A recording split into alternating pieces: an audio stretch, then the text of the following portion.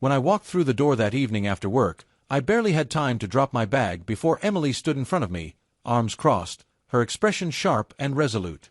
No warm greetings, no small talk. She just stared me down and said flatly, "I've made up my mind, and honestly, your opinion doesn't change a thing."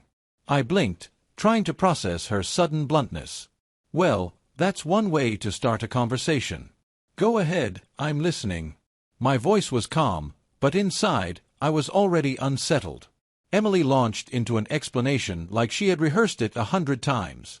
She felt we were too intertwined, too glued to each other's sides every waking moment.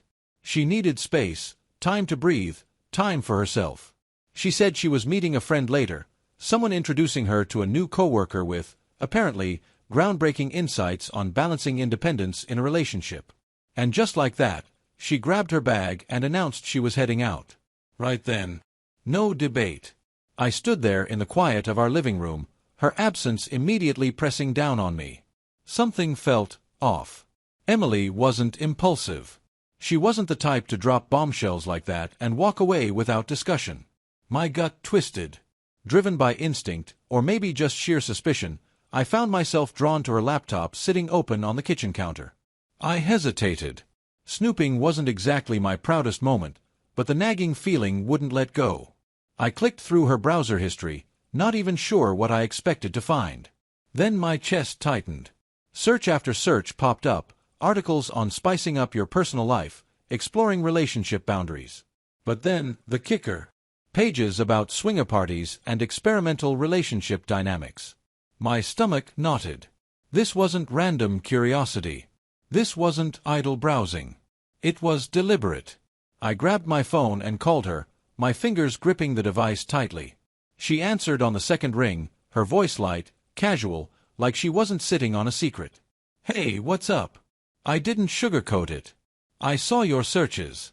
She laughed, breezy and dismissive. "Oh, come on, Jake. It's not what you think. I was just curious, reading about ways to keep things exciting. Don't overthink it." There weren't many searches, and they felt superficial at best, so I let it go. Or tried to. But that uneasy feeling lingered, shadowing me. When she came home that night, Emily was practically glowing. She beamed as she kicked off her shoes, saying how much fun she had.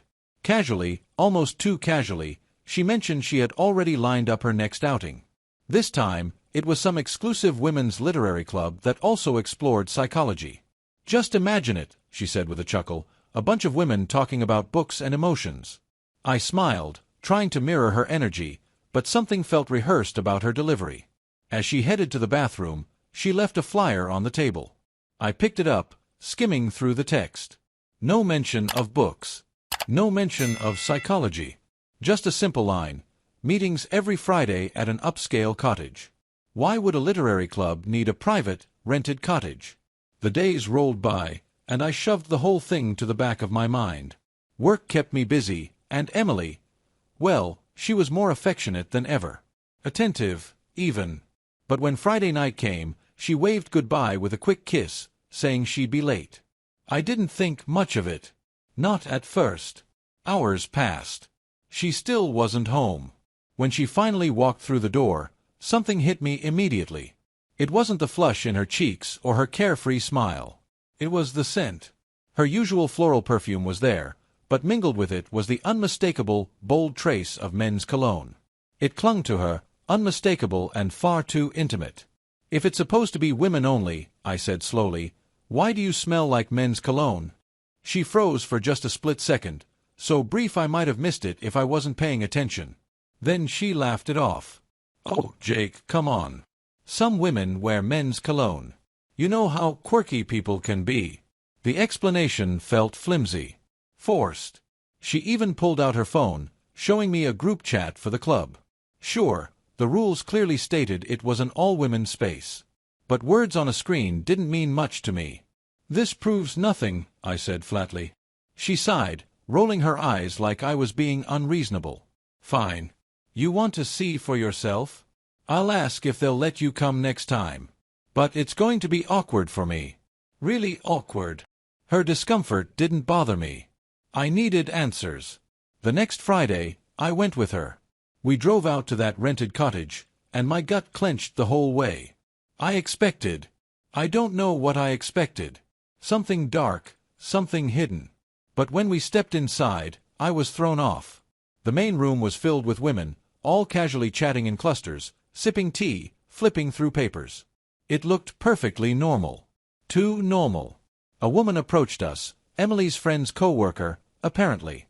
She was well-dressed, confident, and unmistakably wearing that same men's cologne. It clung to her like it was part of her identity. She greeted me warmly, polite and composed. Nothing about the evening seemed off. No secret meetings behind closed doors. No hidden agenda. Just women talking, laughing, sharing notes. After about 20 minutes, I made my excuses and left. But the whole drive home, my mind raced. Something still didn't fit. The cologne, the secrecy, the cottage. It felt like a puzzle missing its final piece. When Emily got home later that night, she was all smiles again, recounting funny stories from the meeting. I nodded along, acting like everything was fine. But deep down, I wasn't buying it. Not yet. Lying in bed that night, staring at the ceiling, one word echoed in my head: strange. A few days after the cottage visit, I was packing my bag, getting ready to spend the weekend at my buddy Ryan's place. As I zipped up my duffel, I caught the faint sound of Emily talking on the phone in the next room. Her voice was softer than usual, almost like she didn't want anyone to hear. I leaned against the doorframe, smirking. "Who are you whispering to? Planning a secret mission?" I teased. Emily turned to me with that bright, disarming smile of hers. "Actually, you won't believe it. I met this girl recently. Super inspiring. She volunteers at orphanages and helps organize supplies in warehouses. I'm thinking of skipping one of my Friday meetings to join her. Imagine how rewarding that must feel." I shrugged. "Sounds productive. If it makes you happy, go for it." That was that. Or so I thought. Friday rolled around, and I got home from work a little earlier than usual. I expected to see Emily in sneakers and a hoodie, maybe holding a pair of gloves, ready for a dusty day at the warehouse. But no. She stood in front of the mirror, adjusting an elegant evening dress. Her makeup was flawless. Her hair perfectly styled.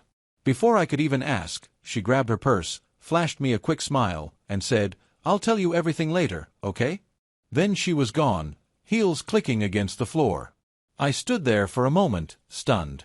Evening gowns didn't exactly scream warehouse work. But maybe they had some charity gala planned after the volunteering? Rich donors love to feel appreciated, right? I shook it off and spent the evening catching up on a show, cooking, and finishing a report for work. But around 11 p.m., the doorbell rang. When I opened it, there was Emily, giggling with her new friend. Both of them looked slightly tipsy, laughing at some inside joke. "So," I said, leaning against the doorframe, "volunteer work looks a little different than I expected." Emily waved me off, laughing. "Don't be so serious. Come on, let's have some coffee. We'll tell you all about it." I made them coffee and sat across the table, watching them carefully. Their dresses were spotless, their hair still in place, their nails perfectly intact. Not exactly what you'd expect after moving boxes around all day. "Interesting," I said as I handed them their mugs. "Not a speck of dust on you. And since when do volunteers wear evening gowns and stilettos?" Emily smirked, putting down her mug. "You don't get it. We weren't exactly working in the warehouse. My friend brought me to a meeting. The volunteers work during the day, but in the evenings, they gather to discuss logistics. We analyze supply chains, plan distribution, that kind of thing. And the dresses? Well, appearances matter when negotiating with certain suppliers. Some of them aren't exactly the most trustworthy people, and charm goes a long way." I leaned back in my chair, arms crossed. Her explanation was smooth. Too smooth. Rehearsed, even. But I didn't push it, yet. Then I noticed faint red marks on her wrists. Thin, irritated lines that looked fresh. "What about those?" I asked, nodding at her wrists. She glanced down and chuckled sheepishly. "You're not going to believe this, but I had to carry this massive bag of bottled water. Rookie mistake, I wrapped the handles around my wrists for a better grip. It left marks, But hey, we got the job done. She pulled out her phone, scrolling through photos.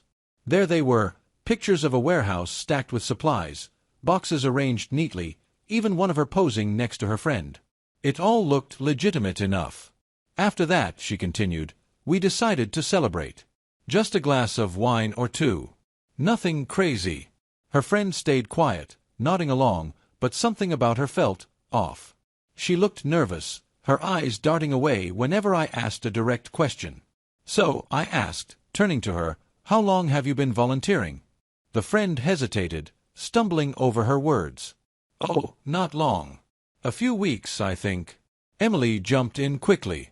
She's still learning the ropes, Jake. Don't interrogate her like she's on trial. I let it slide. For now. The friend finished her coffee, thanked me politely, and left soon after. Emily turned to me with a tired sigh. Lately, you've been so intense.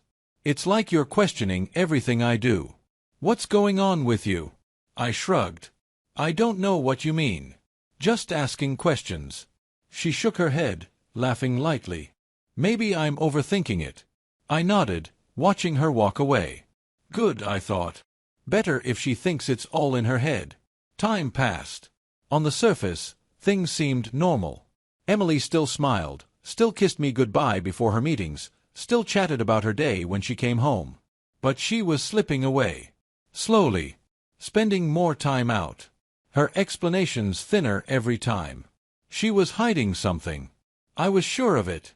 One Saturday, after spending the day helping my dad clean out his garage, I came home to find her in the bedroom packing a large bag. Not her usual tote. A travel bag. Going somewhere special? I asked, leaning against the doorframe. She barely looked up, smiling. It's for the club. We signed up for an acting workshop. Can you believe it? We're doing an improvised play, and I'm in charge of costumes. Costumes? I repeated, raising an eyebrow. Yeah, she said, holding up a blouse. Something theatrical. One girl's handling props, another's on lighting. We're really taking it seriously. Her explanation sounded well-prepared. Too well-prepared. She kissed me quickly, slung the bag over her shoulder, and left. Hours passed. It was well past midnight when I heard her key in the lock. She stumbled in, exhausted, makeup smudged, hair in a messy bun. Long night? I asked. You have no idea, she sighed, kicking off her shoes. I'll deal with the bag tomorrow. She headed to the bathroom, leaving the oversized bag by the couch. I glanced at the bathroom door, heard the water running, and unzipped the bag. My stomach dropped. Buried beneath some regular clothes were a black leather whip and 2 ornate masquerade masks. This wasn't for an acting workshop. I turned the whip over in my hands, my mind racing. This wasn't some innocent acting workshop prop. I knew it. But before I could process what to do next, the bathroom door creaked open. Emily stepped out in her robe, hair damp, and froze when she saw me holding the whip. Is this part of your acting workshop? I asked flatly. She let out an awkward laugh, clearly trying to ease the tension. Oh, come on, Jake. It's a theater thing. Symbolism and character immersion, you know? You wouldn't get it. Symbolism, I repeated, voice dripping with disbelief. She nodded, launching into a stream of theatrical jargon. Something about embodied performance and narrative spaces.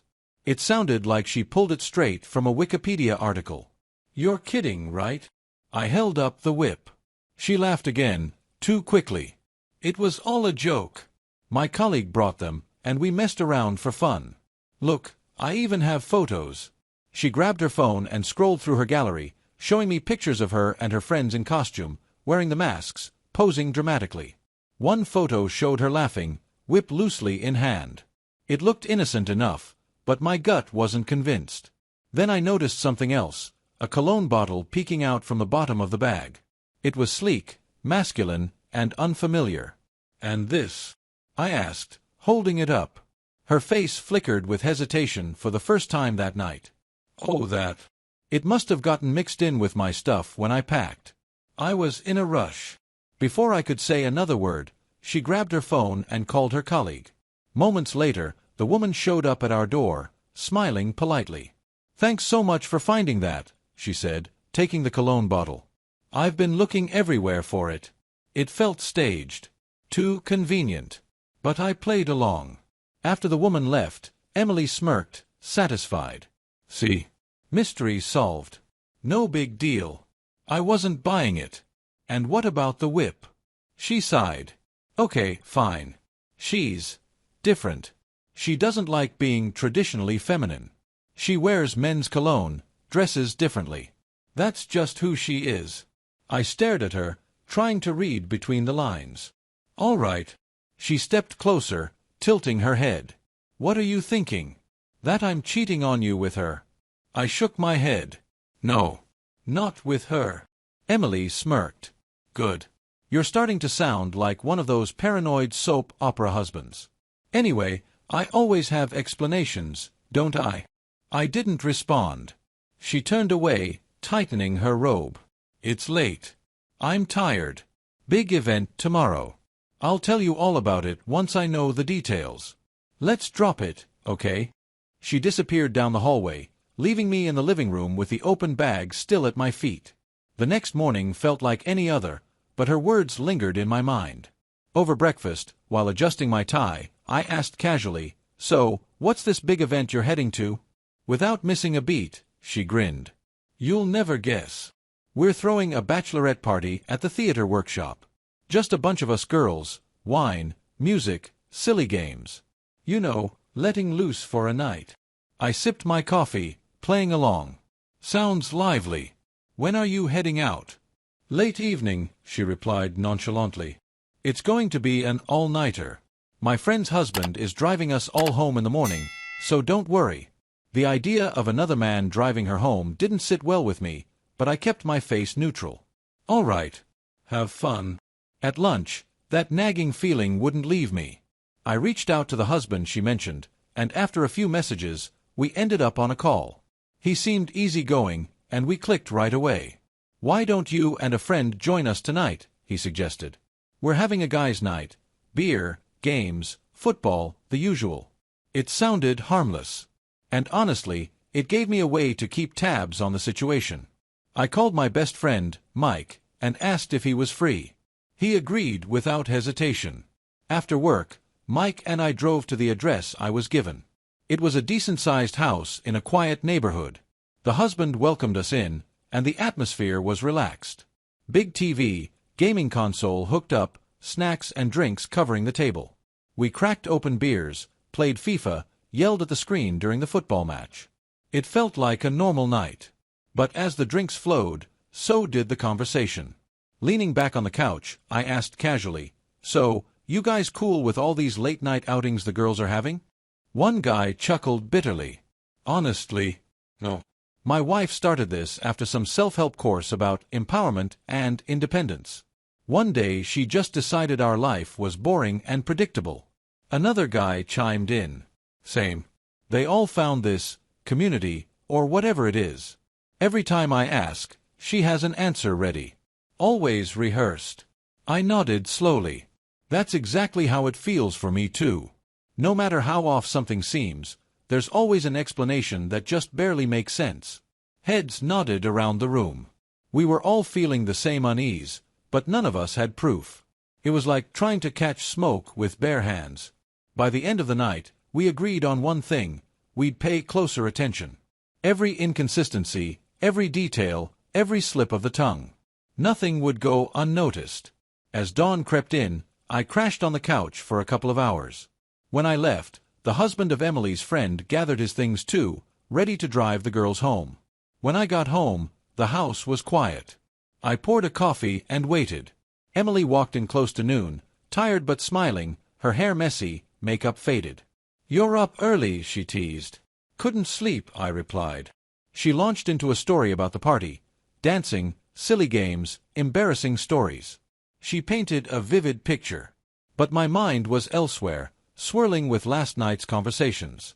Later, as she slept soundly beside me, my mind raced. I had more questions than answers. But soon, I'd get them. Things shifted after that night. Emily started pulling away more. Her once open, carefree conversations became guarded. Her responses vague whenever I asked where she was going or who she was meeting. She didn't even try to hide it anymore. It felt deliberate, like she was putting up walls. That's when it clicked. She knew. Maybe one of the guys let something slip. Maybe she sensed we were keeping closer tabs. Either way, she had something to hide. Confronting her head-on wouldn't work.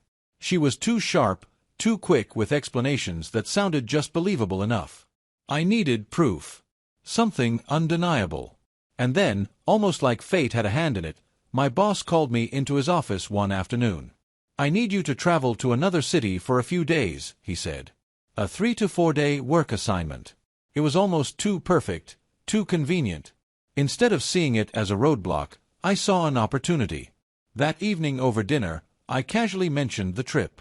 "Looks like you'll have the house all to yourself for a few days," I said, watching her reaction closely. Emily barely flinched. She just smiled politely and said, "I'll miss you." It felt hollow. Later that night, as she scrolled through her phone on the couch, I made my move. "My battery's dead," I sighed, holding up my phone. "Forgot my charger at Dad's. Can I borrow your phone to give him a quick call?" She hesitated, just for a heartbeat, but handed it over. I locked myself in the bathroom, phone in hand, and started digging. At first, nothing. Clean messages, spotless social media. But then I checked her Google Calendar. And there it was. An event scheduled for the weekend. Bold letters, 18 plus time away from husband. My stomach dropped. It wasn't even subtle. It wasn't hidden behind vague phrases or code words. It was blatant. I couldn't confront her. Not yet. She'd twist it around, make me doubt myself. I needed more. I needed to see it for myself. I handed back her phone like nothing happened, making small talk about my trip, but my mind was already forming a plan. The next morning, I made a quick stop at the pharmacy.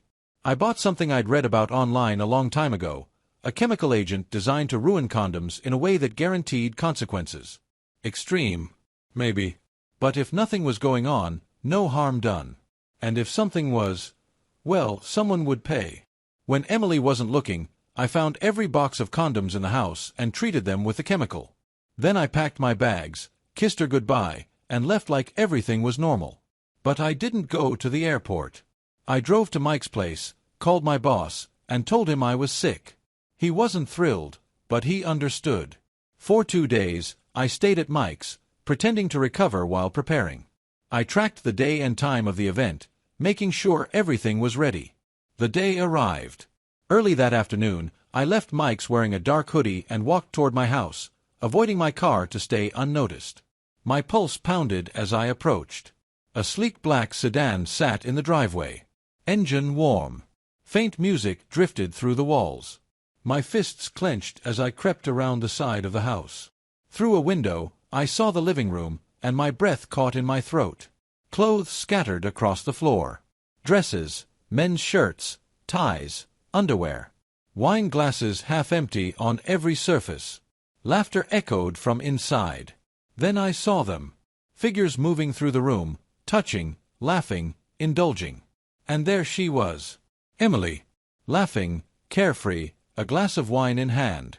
I slipped my key into the lock, turning it slowly, and stepped inside. The house was dimly lit, silent except for the faint sounds from upstairs. My stomach twisted. Voices, Emily's and a man's, floated down. I moved to the small cabinet by the door and pulled out my old handgun. Loaded. Always kept as a precaution. Its weight felt cold and heavy in my hand. Slowly, step by step, I climbed the staircase. Their voices grew clearer. Emily's sharp laugh pierced the silence. "Maybe if you didn't have problems in bed, this would be more fun," she teased. The man stammered, embarrassed, making excuses. My rage boiled, but I forced myself to stay calm. Pulling out my phone, I started recording. Crouched low, I peeked through the door crack, capturing every word, every expression, every movement. Then, with steady hands, I pushed the door open with force. It slammed against the wall, and I stepped in, gun raised. "What the hell are you doing in my bedroom?" I barked. Emily's face went pale. The man froze, hands up in surrender, eyes wide with fear. "Get out," I growled, my voice low and dangerous. "If you want to leave this house alive, run."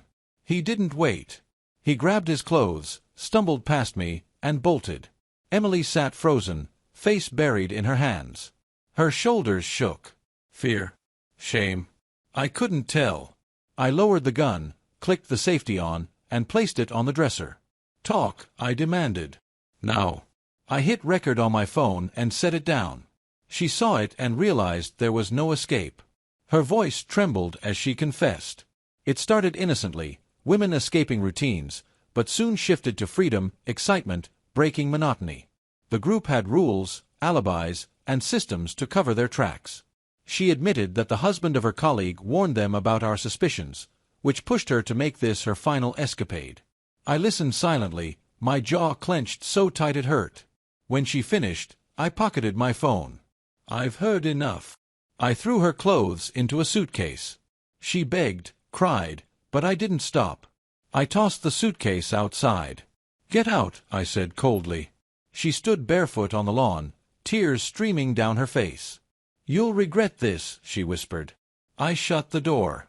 The moment the door clicked shut behind her, I didn't waste time. I sat at the kitchen table and called my lawyer. I laid everything out, the recordings, the calendar entries, the screenshots. Every shred of evidence I had. He assured me we had a strong case, especially given the nature of the proof I'd gathered. Emily, or rather, my soon-to-be ex-wife, didn't linger in town. She packed what little she could and drove straight to her mother's house. From what I heard, she spent days crying, spinning her own version of the story to anyone who'd listen. It didn't matter. The wheels were already in motion. The divorce process was exhausting. Endless meetings with lawyers, mountains of paperwork, and constant attempts from Emily's side to delay the proceedings. Every time a date was set, her lawyer found an excuse to push it back. At first, I thought she was stalling out of spite. But then I realized she was trying to wear me down, hoping I'd cave and give her what she wanted. But I didn't cave. The threats started soon after. Texts from unknown numbers, voicemails left in the middle of the night. Thinly veiled warnings disguised as concern. "You're going to regret this," one said. Another, "If you don't stop, I'll ruin you." I ignored them, forwarding everything to my lawyer. She wanted me to break. I wouldn't. When our court date finally arrived, Emily walked in with an air of confidence, dressed to evoke sympathy. Her lawyer painted me as a controlling, abusive husband who stifled her independence. I sat silently, waiting for my turn. Then my lawyer presented our evidence. First, the recording. Emily's own voice confessing everything. Next, the screenshots of her calendar, 18+ time away from husband. Finally, the photos and videos I'd taken that night. The courtroom was silent. Emily's face turned pale as each piece was shown. Her lawyer looked just as defeated as she did. The judge wasn't impressed by her theatrics. The ruling was clear. The divorce was granted in my favor. Emily stormed out, shooting me a venomous glare, but it was over. Legally, emotionally, spiritually, it was over. In the weeks after, I breathed easier. But closure didn't come quickly. Betrayal like that lingers, gnaws at you. I kept asking myself how she could throw everything away so carelessly. Then, one day by chance I discovered something. Her lover, the man I caught her with, was married. His wife had no clue what he'd been up to. Curiosity got the better of me, and I found her social media. I reached out, casually at first, and to my surprise, she responded. We started talking. First just polite chats, then deeper conversations. She was kind, intelligent, and, ironically, also felt something missing in her marriage. Before long, we met in person, under the pretense of discussing her husband's infidelity. But it didn't stay that way. One night, over dinner, there was a moment. A spark neither of us could ignore. One thing led to another, and soon, we were in a relationship. At first, it felt strange, like crossing a line. But those doubts faded quickly. She was everything Emily wasn't: loyal, sincere, loving. Our connection was real, built on honesty, not lies and empty promises. Months passed, and our relationship only grew stronger. Then came the day that changed everything.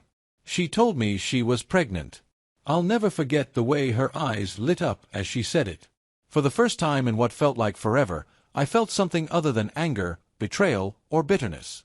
I felt happy. Genuinely happy. But as that joy settled in, so did a lingering thought. One final nail in the coffin.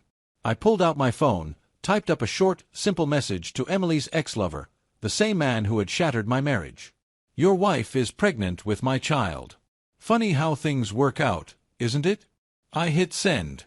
The response was immediate, a flurry of furious messages, threats, curses, barely coherent rage spilling through the screen. I could almost hear his voice shaking with anger. I didn't respond. I didn't need to. He had his consequences, just like I had mine. When our child was born, I stood in the hospital room holding that tiny, fragile life in my arms.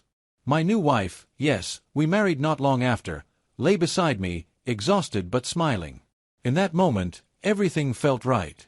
The past, with all its darkness and pain, didn't matter anymore. I had walked through fire and come out the other side, not unscathed, but stronger. As I looked down at my child, I realized that revenge wasn't just about making someone pay for what they did. It was about finding peace, building something new, and finally letting go of the past.